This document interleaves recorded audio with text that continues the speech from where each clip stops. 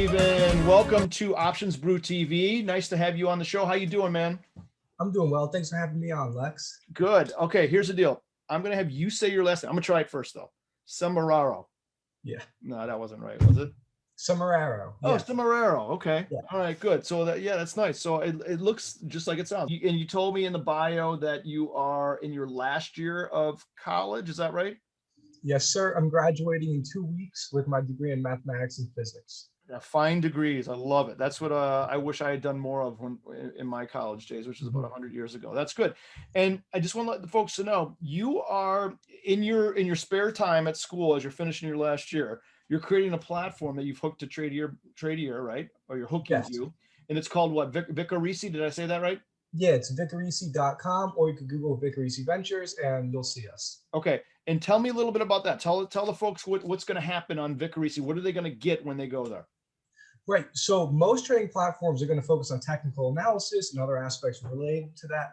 We don't do any of that. We focus on volatility skew and probabilistic density functions. It's like an implied density function. Okay, so I'm going to ask you what that means, right? Yeah. Because most viewers don't understand that. So they might understand a little bit about volatility skew. So I'll ask you to help us out there. Density function, I know they don't understand much of that at all, but try to relate it to, those are heavy level mathematical things, right? But you're going to make it simple, I'm assuming, on the website. It's going to be very easy to do and understand. Can you give us the poor man's version of what those two mean? Let's start with volatility skew first, and then we'll go to density function as it relates to trading, right? Yeah, so volatility skew is just going to be, so when you're looking at the volatility skew of any stock, it's going to be two lines. And what you want to do is you want to plot it as a function of the absolute value of delta, because you want to compare equal and opposite contracts. So, the 30 delta put and the 30 delta call, those move as the same percent of a round lot, right? So they would both be 30 shares, long or short, depending on the calls and the puts. And whichever one has a higher volatility, that means the market has priced in some more favorable outcome for that options contract. So if the 30 delta calls have a higher IV than the 30 delta put, it simply just means more people are buying those than selling the 30 delta calls as compared to the 30 delta puts. So there's just more demand. Okay, so have you found out in your studies or your analysis that there's typical skews in underlying products? Meaning, if in my world, when we dealt with stocks, which is what I traded, right, options on stocks, we had a pretty typical skew pattern after, one of the crashes way back when. So what happened was that out of the money puts became more dear, more expensive. So the skew started skewing the puts higher than the out of the money calls, about that 30 delta kick point, right? So we always saw a skew, and again, I'm backwards on the show, but we always saw the puts higher and skewed down. So we had that smirkiness to the graph. Are you seeing that still to be the case? What's your thoughts? Yeah, of course. So when you're looking at SPX options, SPY options, more people are going to hedge than speculate. So that means there's going to be more demand for puts rather than calls. So no matter what, volatility skew cannot predict a bear or bull market with SPY, because there's always put skew. So you can't determine the difference between a bear market or just a regular market. It's always going to have put skew. Okay. And go ahead. Sorry. And then so other things that have, like, for example, the VIX will have call skew, because most people, in order to hedge their portfolio, they'll just buy VIX calls rather than SPY puts. So that will be skewed towards calls. And then mean reverting things, which would actually include VIX, but it's weird, VIX is an outlier. Currencies and some commodities, it'll be flat, which just means the returns are normally distributed, which would mean they're mean reverting. Okay, and then I missed that product. Which products tend to be fairly skew neutral? Let's call it, lack of a better term. Any type of currencies or anything that you think is mean reverting. Stocks can be mean reverting, but most are not. Okay, that makes sense. Got it. I'm trying to get some skew graphs up here if we need to refer to them. Now, the density function is that you mentioned. Well, describe how that plays out. So a density function is just a probability distribution curve. I think most people have probably seen in some statistics class in college and high school, they'll see like the bell curve where it looks like this. Yep. It starts high and it's gonna flatten out as you go towards the outside. So, and we're talking about standard deviations in that density function, right? Or no? Okay, so How far out do you look on these things? Is it just out to 3 SDs or not so, or do you go out So even? so when we derive the density function from options prices, we're going to look at every strike. Okay. So the whole density function. Hmm. And when you do that, are there any sort of suggestions on the best, what you would perceive to be the best option to trade based on price value relative to that density function? Is that how you look at it?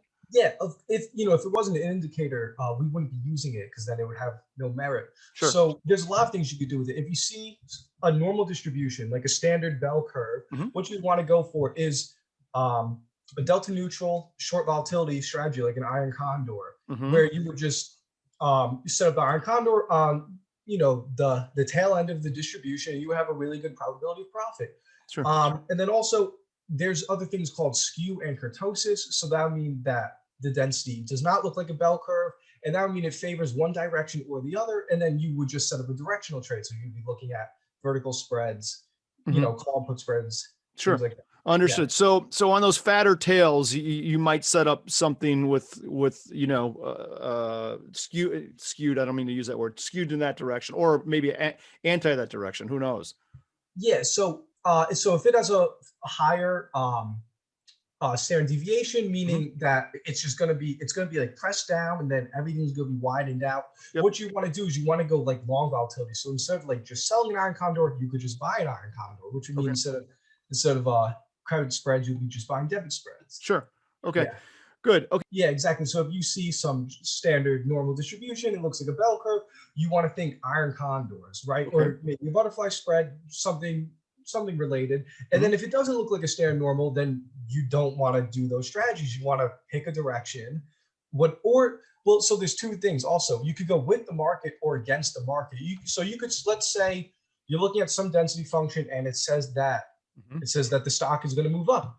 You could say, I agree with the market, the stock will move up. Or you could say, the market's completely wrong. Market participants are irrational. They don't understand what they're talking about. And then in that case, you would go short. Hmm. So Okay. everything is up. Everything is always up to the trader. You have to make your own rational decisions. Hmm. Yeah. Okay, understood. But you're able to give the ingredients of what's out there, and the end user says, "Hey, based on the ingredients I'm seeing, here's what I'm going to do." Yeah, Right? for sure. Yeah. Cool. That's awesome. That's really, really cool. So does someone have to know volatility skew per se and density per se, or can they No. basically, I trust Steven, he's a smart guy, and let's go with this when I see something. Right. So if they're looking at the volatility skew, they just need to know that one line is higher than the other. So anyone can look at a line and be like, oh, this one's higher than this one. Sure. So it's extremely simplistic. Yeah. Oh, And then good. also with the density function, again, you're just looking at a line. And then if it's centered at the current stock price, then it's normally distributed. If it isn't, then it's not normally distributed. Okay. So you don't have to understand anything. You just have to look at the chart and like just realize what it's telling you. And it's quite simple. Okay. Good. Good. Are you able to show us that in a little bit or no? Yeah. Yeah. I can Okay. pull it up. Okay. So let's have a look at that. This sounds great. The other thing I wanted to ask you, do you use so you into all these density, you're taking into account implied volatility history as well? Yes. So we're taking all So that look. not implied volatility history, just the current implied volatility of those options. Okay, and you don't compare that to what like a 30-day option looks like over time, or No, 60-day option for that matter. no, I avoid every historical indicator. I would never use a historical indicator. Tell I us don't why. believe in Tell them. us why. Yeah, so I believe so in mathematics and probability theory, we believe that everything is random. And that's the way the world really does function. People don't want to hear it, but it's true. Mhm. Because and I can tell you why. The stock market, everything is going to exist as a complement. And then when you have complements, you're in a probability space. So let's say, so for example, Pinterest did horrible on earnings, right? Mhm. Down bad, right? Sure. So that event was a probability space. So there's two things. Pinterest could beat earnings or they could not beat earnings. So the probability of them beating earnings, you could say, is some number P. And then the probability of them not beating earnings would be 1 minus P, which would be the complement. So everything in the stock market is in a probability space. Okay. So, and your belief is that because of that talks to the randomness of that walk, correct? Yeah, for sure. Okay. Yeah, so everything that happens is just it's just some random point from the probability density curve. You don't know where it's coming from, but it'll be coming from that density curve Okay. randomly. Understood. So having said that, if you look at an implied volatility graph of sorts, right? Mhm. Back to the thing you don't look at, but let's say we look at an implied volatility of a 30-day option. Oh, And actually, so go ahead. implied volatility is mean reverting. That's the one thing you could look See, I at. knew I'd get it out of you sooner or Yeah, later. yeah. So anything, but any like a stock is not mean reverting. So you don't want Okay, to look back in the history. But VIX is mean reverting, currency is mean reverting. Yeah, you could look got at it. those. And do Yeah. you do studies with implied volatility? I guess that was the crux of my question when I first started out. So do you do any of that in your new product? Yeah. No, we don't. But I saw one company called Algo V9 generates what they call support and resistance lines with artificial intelligence. Can draw a support or a resistance line, or you could get like a good guess of it, Hmm. knowing where volatility makes very large moves. So if volatility spikes somewhere, that Yep. just means there's a lot of uncertainty. So that's a Sure. support or resistance line. So you can think of it like that. Got it. But Okay, let yeah. me try something with you. You tell me what I'm looking at. This isn't a trick. Don't worry. Okay. Are you ready? Yeah. Okay. So can you see this? Yes. So I'm looking at the historical volatility of what is that? CLS? Yeah, this is Apple. See behind there, kind of Okay. grade. Oh, it's Apple. Okay. Okay, so this is close to close actual volatility. That's the red line. So that's the realize of this underlying stock, Hmm. right? Yellow line is the stock price itself, Apple. Oh, this is a 1 year period, right? Hmm. And Yeah. then the funny thing is this 30-day implied volatility is this white line, Hmm. right? So where I was going is, and you said it, mean reverting. So this is, I'm looking here, May 20th. So it's May to May, roughly. That's from here all the way over to here. Again, a 30-day option. So I know Apple really well, right? Hmm. And Apple, historically, that 30-day option, somewhere around 26, 27. And you can see, it's kind of there more or less. I drew that average line sort of. Hmm. So I guess what I was getting at is there the fact that this stock price is the random walk part, right? The Hmm. randomness. Do these, my question was more, do these values tend to be mean reverting? I think you said, I just want to make sure the viewers understand what we're looking at when we look at this. So Yeah. it's possible they are, right? So mean volatility will always be mean reverting because Okay. it has to be some number greater than zero, but it could never reach infinity. So it's some number less than infinity and then greater than zero. So it will always mean revert because it has Okay. that property. Got it. But the problem that traders have, and this is coming from, experiences, when I'm looking at, let's just say, when I'm looking on this graph, when I'm here, right, in time, Mhm. and I don't have the foresight of seeing all this, Yeah, for sure. what is implied volatility going to do right there? Is it going to here or is it going to here? Right? Yeah, When you right. can tell me So that, Steven, you're going to get a free Baby Ruth bar. so you can never know where volatility is going to go. It's just like a stock. But what you can use volatility for is to understand the movement of the stock. So implied volatility is really just the price uncertainty. So when the implied volatility is very high, you can expect large moves in the underlying Hmm. if you believe the market is correct. If the market's incorrect, then you won't see large moves to underlying. Sure. But that's ultimately all implied volatility is. So Hmm.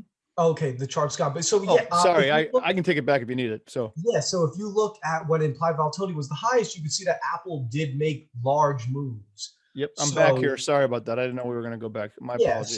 so you could see So here's the white. This is white right in here where my circle is. That's a really high implied volatility. It's up there at 60-ish. And if you go yep, back to COVID time, which I don't have on the screen here, but it's probably 80, 90 in mhm, a 30-day option in Apple. Okay. yeah, Right. yeah, Okay. and then And you could see that big move that started to make from way up here to way down here. yep, yeah, exactly. Okay. Good. Good. The problem that we face as traders too, and maybe you have a comment on this. We would always get premium shoved down our throat, right?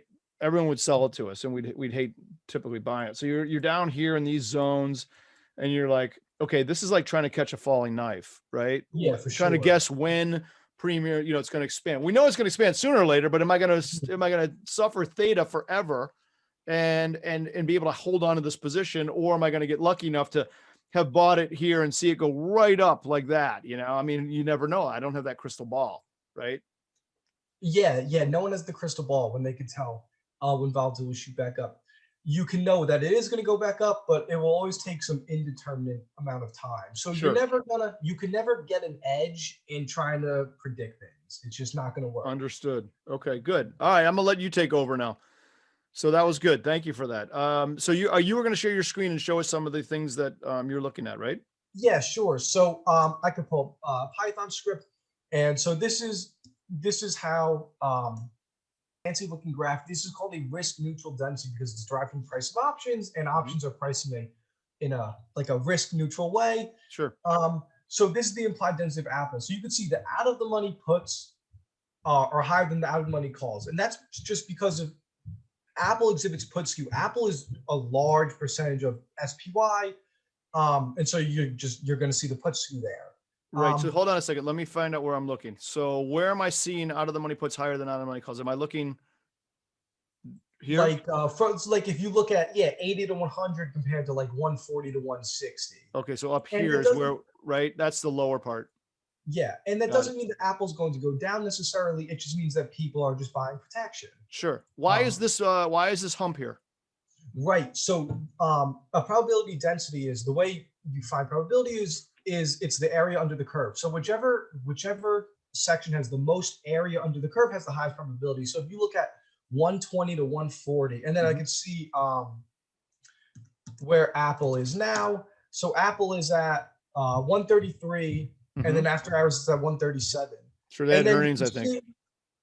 And then you could see it's where the market says it should be within like the 120 to 140 range. So 137 would be about here. Okay, that's this whole space. And here's where you say in this analysis that's where the market thinks it should be. Is yeah? Yeah. Okay. Got it. And then so if you're looking at this, you could say you could come with a lot of theories. You could say the market's wrong and Apple doesn't belong in the 120 to 140 range. You could say it's going higher or lower. It's always up to the trader to make their own rational decisions. Sure. So, but if you believe this, though, let's pretend you believe that, okay, that your graph there, and you did believe it was in the 120 to 140. Going back to what you said earlier, now we can construct an option strategy that takes advantage of that range, that gives us a nice, maybe a nice credit spread. Could be an iron condor using both sides, right? And create something that takes advantage of whatever your analysis is that you may believe in. Is that accurate?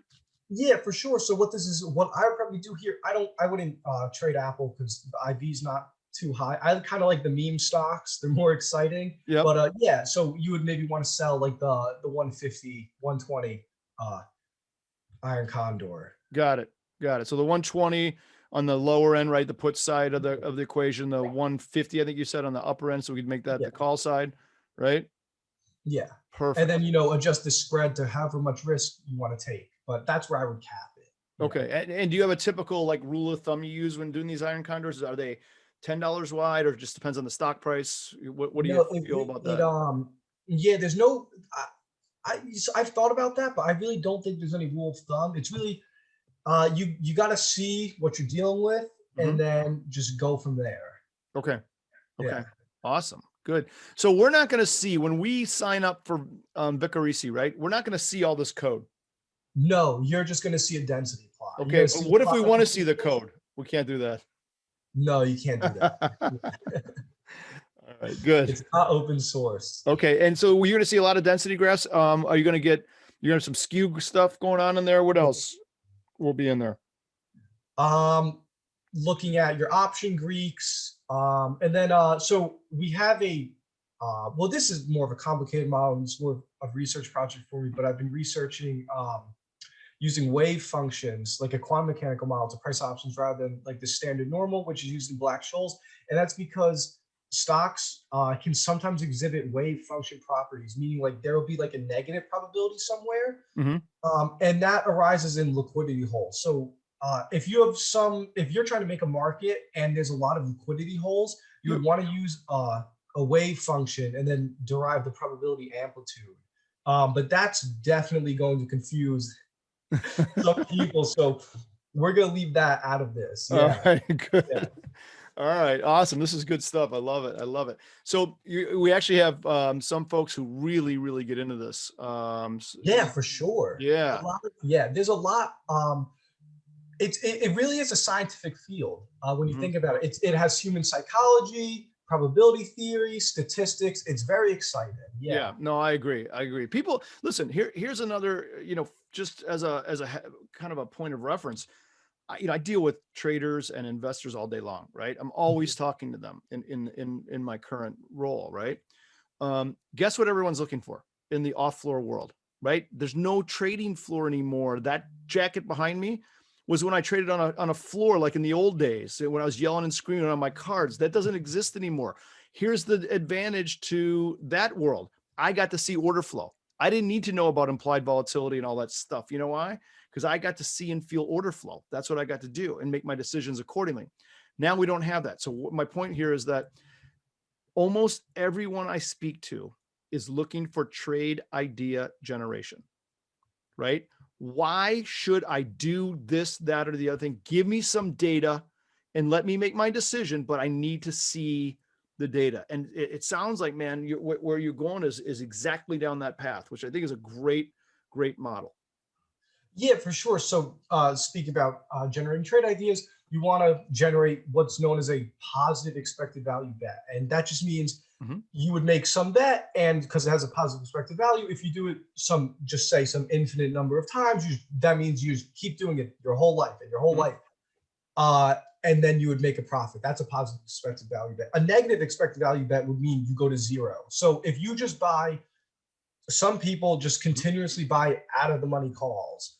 You can make a lot of money that way because it's very risky. So like if you bought MVIS calls like a few days ago, and then you got paid with the vol and with delta, so you get paid in two ways, but that could blow up also. Right.